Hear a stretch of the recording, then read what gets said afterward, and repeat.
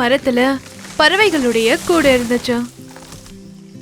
இந்த மரத்துல சின்ன பறவைகள்ல இருந்து பெரிய பறவைகள் வரைக்கும் எல்லா விதமான பறவைகளும் ஒன்னா சந்தோஷமா வாழ்ந்தாங்க. காலை வெளிச்சத்துல எல்லா பறவைகளும் இரைய தேடி தூரமா பறந்து போவாங்க. அப்ப வயதான பறவைகள் சின்ன பறவைகளை பார்த்துப்பாங்க. இந்த மரத்துல இருந்து கொஞ்சம் தள்ளி ஒரு குகை இருந்துச்சு. இந்த குகையில ஆந்தைகளுடைய ஒரு கூட்டம் இருந்துச்சு. ஆந்தைகள் காலை வேளையில தூங்கி இரவு வேளையில வெளியே இரைய தேடி போவாங்க. ஒரு இரவு சில ஆந்தைகள் அந்த மரத்துக்கிட்ட போச்சு. அப்ப ஒரு கூட அவங்க கீழே தள்ளி விட்டுட்டாங்க. இதனால 2 சின்ன குருவிகள் இறந்துருச்சு. அந்த நேரத்துல இருந்து அந்த மரத்துல இருந்த பறவைகளும் ஆந்தைகளும் எதிரிகளா ஆயிட்டாங்க. ஆந்தைகளுடைய சேட்டை நாளுக்கு நாள் அதிகமாயிட்டே இருந்துச்சு. அவங்க இரவு வேளையில சின்ன சின்ன குருவிகளை சாகடிச்சுக்கிட்டே இருந்தாங்க. பறவைகள் எல்லாரும் ஒரு சபைய கூட்டினாங்க. இந்த ஆந்தைங்க தினமும் தொல்லை பண்ணிக்கிட்டே இருக்காங்க. இவங்க கிட்ட இருந்து நம்ம குழந்தைங்களை எப்படி காப்பாத்துறது? நம்மள சில பறவைகள் ராத்திரியில தூங்காம பாதுகாத்துக்கிட்டே இருக்கணும். ஆமா ஆமா, எனக்கும் இதுதான் தோணுது. ஆமா, எனக்கும் இதுதான் சரின்னு படுது. இந்த யோசனை நம்மளுக்கு உதவியா இருக்கும்னு எனக்கு தோணல. நாம ஆந்தைங்களை அறிவால தான் தோக்கடிக்கணும். அறிவு தேவையில்ல, பலம் இருந்தா போதும். இன்னைக்கு ராத்திரி அவங்க இங்க வருவாங்கல்ல, அப்போ நம்ம அவங்கள தாக்கலாம். ஆமா ஆமா ஆமா. அப்ப நம்ம நம்ம தாக்கலாம். பறவைகள் எல்லாம் இரவுக்காக காத்துட்டு இருந்தாங்க.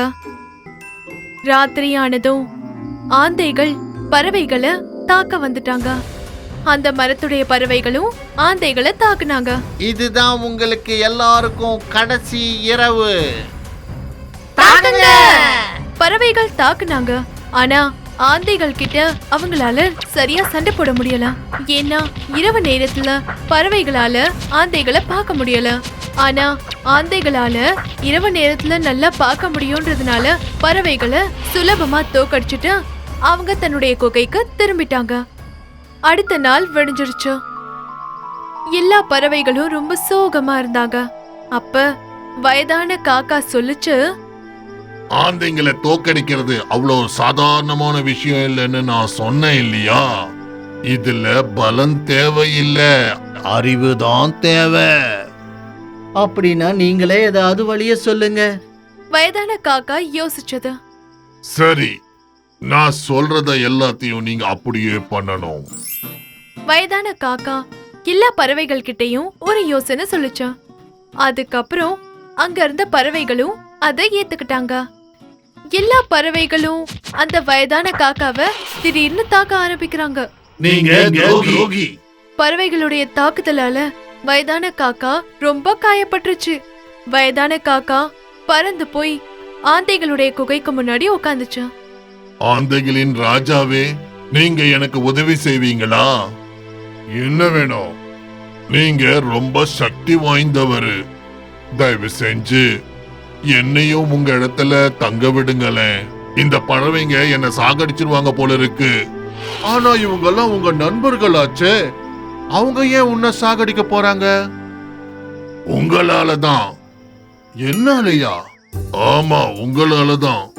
ஆந்தைங்க கிட்ட சண்டை போட்டு ஜெயிக்க முடியாதுன்னு நான் அவங்க கிட்ட சொன்னேன். அவங்களுடைய ராஜா ரொம்ப சக்தி வாய்ந்தவர்னு சொன்னேன்.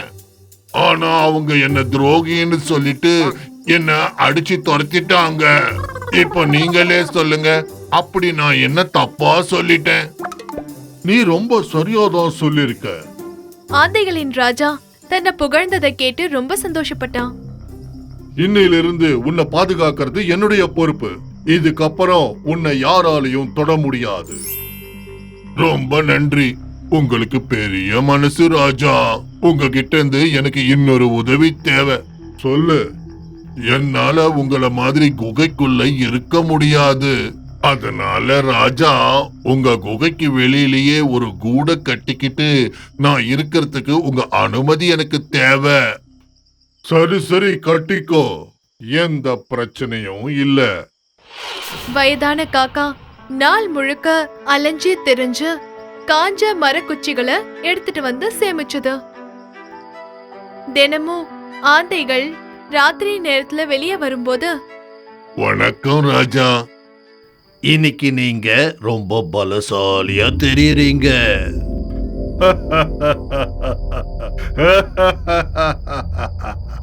ஆந்தைகள் கூட்டத்துடைய ராஜா வெளியே வரும்போதெல்லாம் அந்த வயதான காக்கா அந்த ஆந்தைய புகழ்ந்துகிட்டே இருந்துச்சு. ஆந்தைகளுடைய ராஜா தன்னுடைய புகழ்ச்சிய கேட்டு ரொம்ப சந்தோஷப்பட்டான். காலை நேரத்துல ஆந்தைகள் தூங்கும் போது தன்னுடைய குடும்பத்தை பார்க்க வயதான காக்கா தன்னோட மரத்துக்கு போகும். சாயந்தரம் ஆனதும் குகைக்கு வெளியே இருக்கிற மரத்துக்கு வந்துடும். 15 நாள் இதே மாதிரி போச்சு. வயதான காக்கா நிறைய காஞ்ச குச்சிகளை சேமிச்சிருச்சு. அதுக்கப்புறம் தன்னோட மரத்துக்கு போய் அங்க இருந்த ஒரு பறவை கிட்ட காதுல ஏதோ சொல்லுச்சு. அந்த பறவை அங்க இருந்து பறந்து போச்சு. வயதான காக்கா அந்த குகைக்கு வெளியே இருந்தான். அந்த இடத்துல அந்த பறவை வந்து காக்கா கிட்ட 2 கல்லு கொடுத்துச்சு. காக்கா அந்த 2 கற்களை எடுத்து அந்த குச்சிகளுக்கு நடுவுல மறைச்சிருச்சு. அதுக்கப்புறம் தினமும் போல ஆந்தைகள் கூட்டம் இரவு நேரத்துல வெளியே போயிட்டு காலையில திரும்ப வந்துட்டாங்க. உச்சி வேளையில வயதான காக்கா பறவைகள் மரத்துக்கு போச்சு. நாம எல்லாரும் எதிர்பார்த்த நாள் வந்துடுச்சு. இன்னைக்கு நம்ம அந்த ஆந்தைங்களுக்கு பாடத்தை கத்துக் கொடுக்கலாம். வாங்க என் கூட. எல்லா பறவைகளும் வயதான காக்கா கூட குகைக்கு வெளியே வந்துட்டாங்க. எல்லா விறகு கோல்களையும் கொண்டு போய் அந்த குகைய மூடுங்க. பறவைகள் அங்க இருந்த எல்லா மரக்குச்சிகளையும் எடுத்துட்டு போய் குகைக்கு வெளியே வச்சுட்டாங்க. அதுக்கப்புறம் வயதான காக்கா அந்த 2 கற்களை எடுத்துச்சு. அது 2 கற்களையும் தேய்ச்சு அதுல இருந்து நெருப்ப உண்டாக்குச்சு. வயதான காக்கா அங்க இருந்த எல்லா குச்சிகள் மேலையும் நெருப்பு வச்சிருச்சு. வேணா வேணா காப்பாத்துங்க, காப்பாத்துங்க, நெருப்பு காப்பாத்துங்க,